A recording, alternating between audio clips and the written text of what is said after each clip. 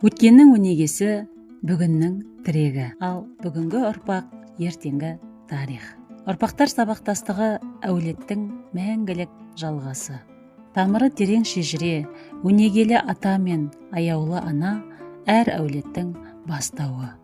Әр әулеттің өз тарихы, өз тағылымы, өз тамыры, өз жолы, өз әні болады. Әулеттегі әр құрылған жаңа шаңырақ сол тамырдан нәр алады. Өлі разы болмай, тірі байымас дегендей, өткенсіз бүгін, бүгінсіз болашақ жоқ. Сондықтан бауырымыз бүгінгі жаңа өмірге қадам басқан сәтінде, осы қуаныштың бастауында тұрған аяулы ата әжемізді ерекше сағынышпен еске алуды жөн санады. Әулеттің алтын діңгегі ардақты атамыз Мүсірұлы Хамит. Атамыз, арғы бабаларымыз Ақтөбе мен Атыраудың арасында қыста Жылой, Құлсары, жазда Шыңғырлауға дейін көшпелі өмір сүріп, кейін Ақтөбе облысының Ойыл ауданына қарасты қазіргі Көптоғай селосына тұрақтаған. Өмірін ел игілігіне арнап, байланыс саласында ұзақ жыл басшылық қызмет атқарып, адал еңбек етті. Өз ісінің үздігі атанып, еңбегі елге үлгі болды. Зейнетке шыққаннан кейін де қоғамдық істен қол үзбей, ардагерлер кеңесінің төрағасы болып, ақылымен ағалық жолын жалғастырды. Сыйластыққа ие болған, сөзіне жұрт тоқтаған, абыройы асқан, сөзімен де, ісімен де үлгі бола білген қазыналы қария атанды. 25 жасқа қараған шағында ардақты асыл ім-класс әжемізбен бас қосып, 5 мүшел 61 жыл бірге ғұмыр кешті.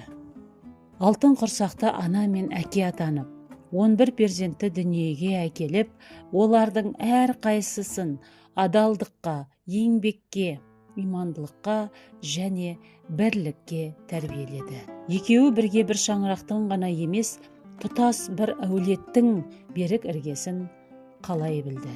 Мүсір әулеті боп танылған ата жолы бүгінде Хамит әулеті деп атайтындай тамыры салаланып келеді. Шүкір.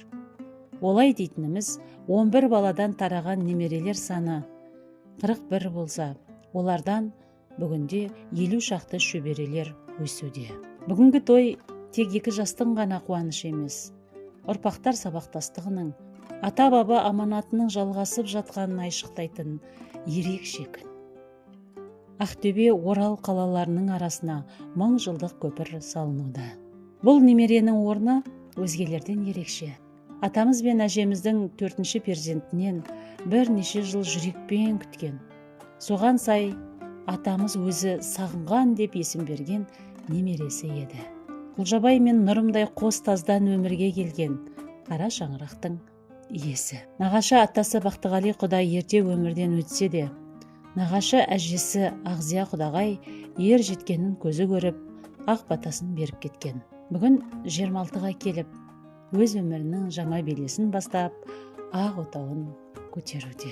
Өздері арамызда болмаса да, ата-баба өнегесі әрдайым бізбен бірге. Бүгінгі қуанышымызда сағынышпен еске алып, рухтарына тағзым етеміз. Жандары жәннатта, орындары пейіштің төрінде болсын. Жас жұбайларға ата әжеміздің бақыты жұғысты, берекелі өмірі үлгі болып, шаңырақтары махаббатқа, сыйластыққа және татулыққа толсын. Ақ батамен басталған бұл отауға бақ қонсын. Мәуелі бәйтеректің бұтақтары көбейіп, ұрпағы өсіп өніп, құдалық ғасырларға жалғаса берсін. Енді Алланың берген шапағаты шығар, осында жасқа келіп отқаным. Енді көріп отырсыңдар, осы 1000 жат, жекжат сұрағаттармен мен 1000 емес 2000 жасадым деп ойлап отырмын. Енді өздерің көріп отырсыңдар, осы тойда көпшілігі жекжат сұрағаттар. Сосын ағайын туыс жақсы көретін келіндер. Барлығына тыңдағандарың рахмет. Сендерге де жастарың 80-ге келіңдер, одан асыңдар. Ал қосақтағың сол 55 жыл, 60 жыл сондай өмір сүріп тілек білдіремін. Дендерің сау болсын, отбасыларың аман болсын. Әр уақытта қуанышты сырғанды кездесе берейік. Аман болыңдар.